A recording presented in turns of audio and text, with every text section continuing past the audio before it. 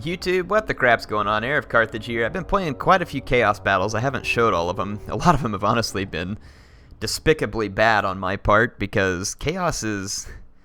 I don't know, like, part of me almost wonders if Chaos is even more unforgiving than the Dwarfs. I know that they have, like, certain tools that are better than the Dwarfs in some ways. Like, they have cavalry, they can have flying units and other stuff like that. It's almost like I play them even worse than I play the Dwarfs. I've lost like 5 battles straight before I got into this one. And most of them are just because I pick the wrong units and I just don't leave myself a chance to win.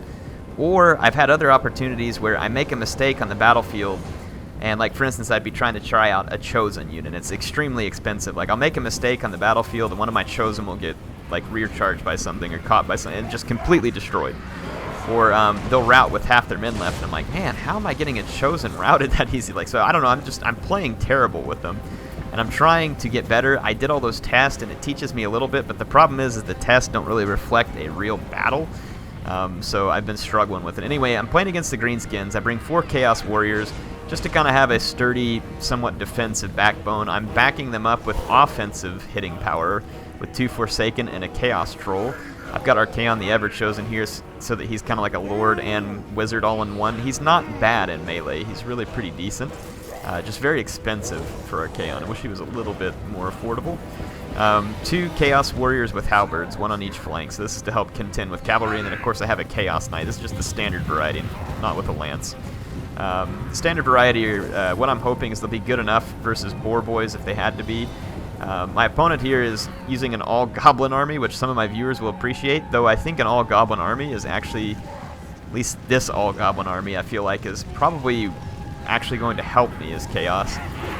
The low armor and attack stats on all the goblin units are going to make it extraordinarily difficult for them to destroy so many armored Chaos Warriors.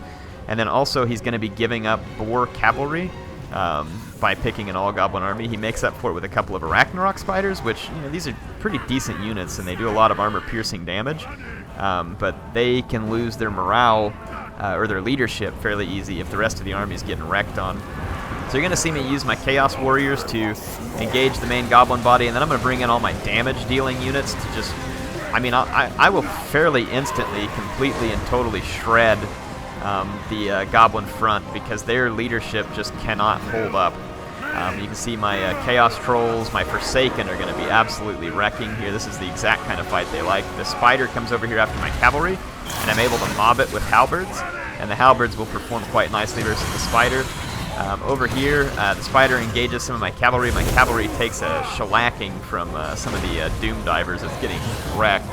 I bring Archaon over, and I've already used the Cascading Fire Cloak to help dish some extra damage from my Halberds. There's a Goblin Big Boss in here, but I'm going to bring Archaon over here to help deal with the Spider. I don't know if this is the best choice, but I need the extra damage to dish out over here. The Spider just knocks everything around so hard, though, that it can be difficult to fight. Goblin Big Boss is under the influence of Sneaky Stabbin', I think, or was it Sneaky Stabbin', I think. There is a Night Goblin Shaman roaming around the battlefield. I don't know exactly where he's at the moment. But yeah, he's over here somewhere. Anyway, you can see the main Greenskin line just absolutely crumbles at this point, which is expected. And now I can chase down all of his archers, which wouldn't have had a great effect here, but they could have tried to kill my Trolls or my Forsaken. But yeah, with his main line collapsed, his Doom Divers are doomed. And then over here, his Great Goblin Shaman got caught by some Chaos Warriors and was getting beat up. So mistake early. Now I didn't even realize this fight over here had wrapped up because I was mostly focused over here where Archaon was at. I kind of kept checking in on him. Same thing here. Kind of dropped these 2 units for a moment, but I start moving them. Doom Diver gets destroyed. I've got my Trolls, which are a relatively quick unit, chasing down a lot of the routing infantry and archers. This will keep them routing and will allow me to do a lot of damage because Greenskins like to try and come back from the fight over and over again. Archaon's holding out strong over here. He's dishing out a substantial amount of damage to the Arachnarok, as are my Halberds. But they are kind of getting overwhelmed because there's support from a Big Boss and Goblin Wolf Riders. But I continue to use... he's using Itchy Nuisance here, which is pretty nice. I'm going to come back with the Cascading Fire Cloak, which is only going to kind of undo a little bit of his Itchy Nuisance, which it wore off there.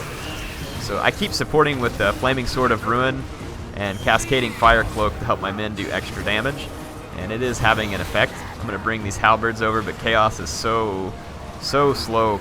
Look, this even very damaged unit of Chaos Knights is going to wreck these Spider Riders. The poison on the Spider Riders will help them out, but they are just so lightweight compared to these Chaos Cavalry that it gives me a huge advantage here, where a Boar Boy, for instance, would have been a lot tougher challenge.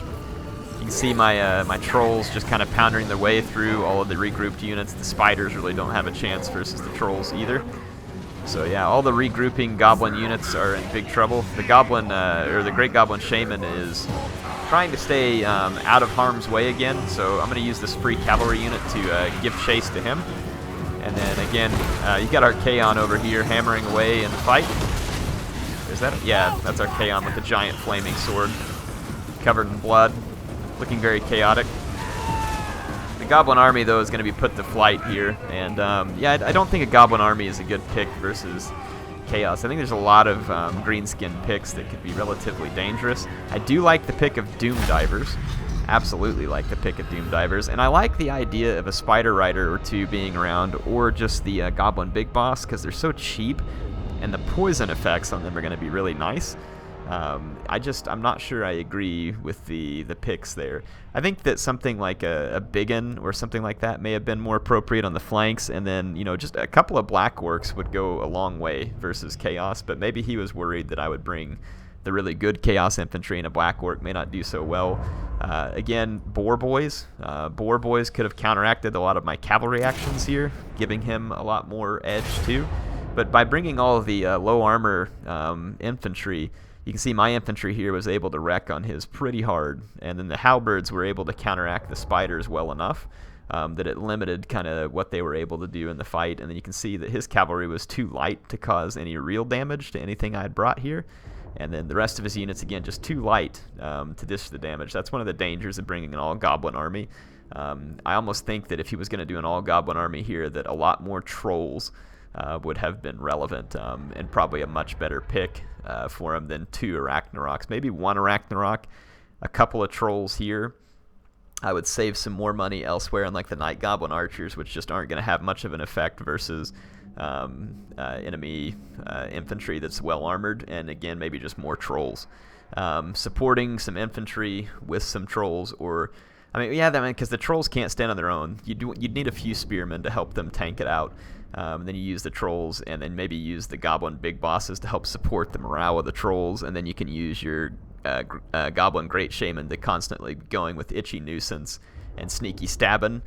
And you can probably get some decent work done, though. Again, like the pick of the Doom Divers, I think that's a fair pick. I don't know, what do you all think? If you're going to go all Goblin versus Chaos, what would you do? Hey, so my friend Legiro here has sent in more replays. He focused in, now there's a lot of factions that I think that Chaos is going to struggle against. Again, I showed you some tests. We'll do some more tests at some point. The thing is that tests can't always test a real battle scenario, and that's kind of what Legiro and his friend China Dragon, so Zenel and then China Dragon have set up for us. Legiro, I believe, is the one that's Zenel there.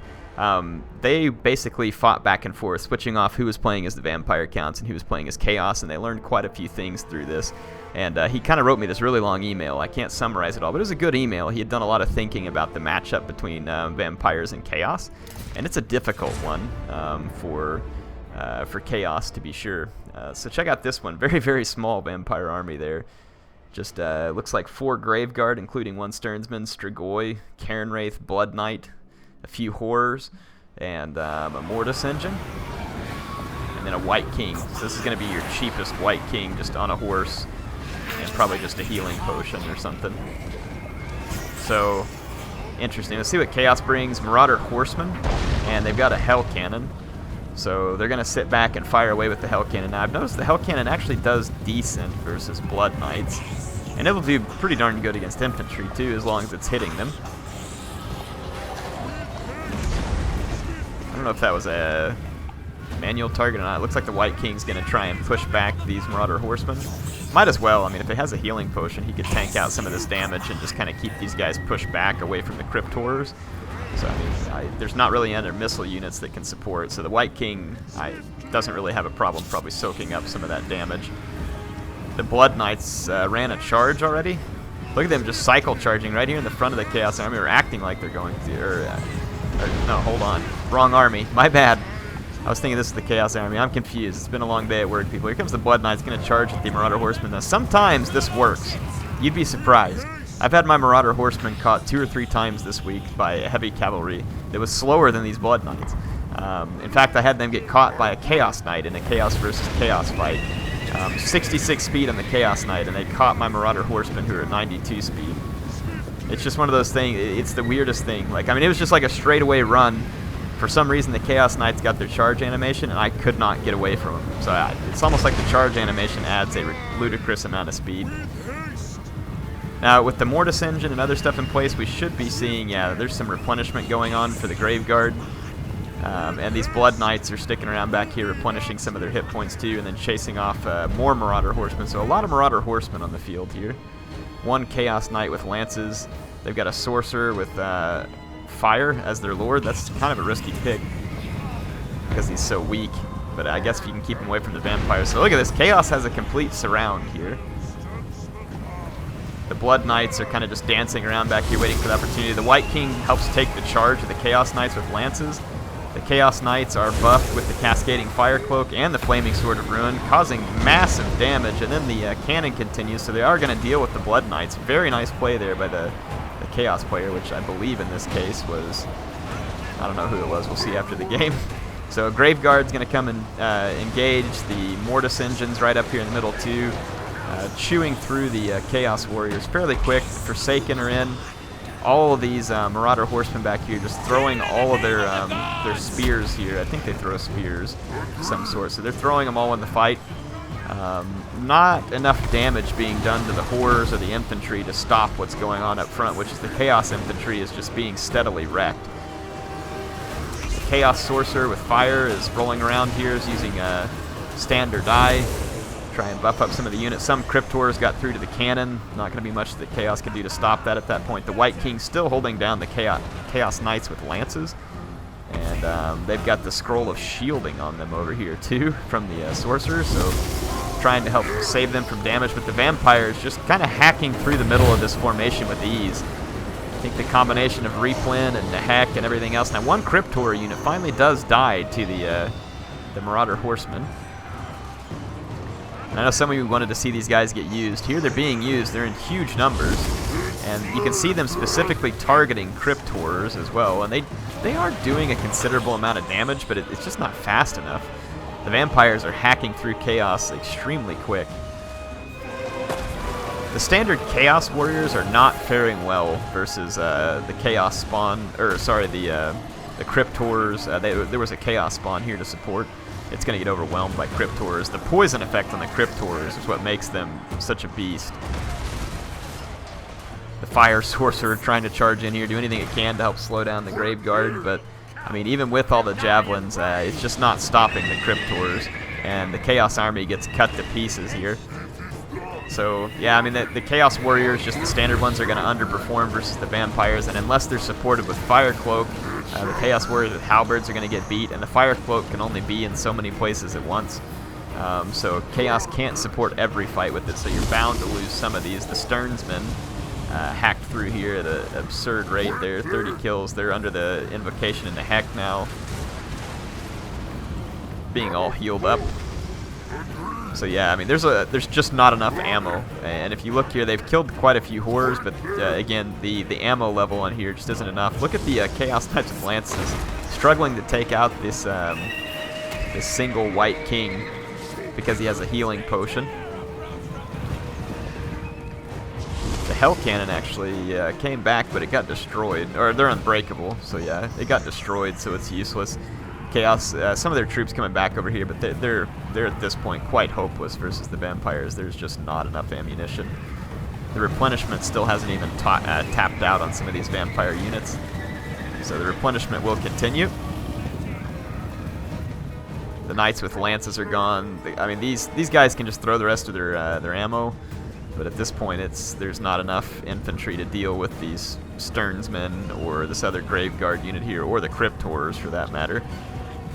And Strigoi is still in pretty good shape too, and he's replenishing, so this is going to be a pretty clean victory for the vampires here. There's just, I mean, like I said, they can come here and throw all their ammo. It's not going to matter.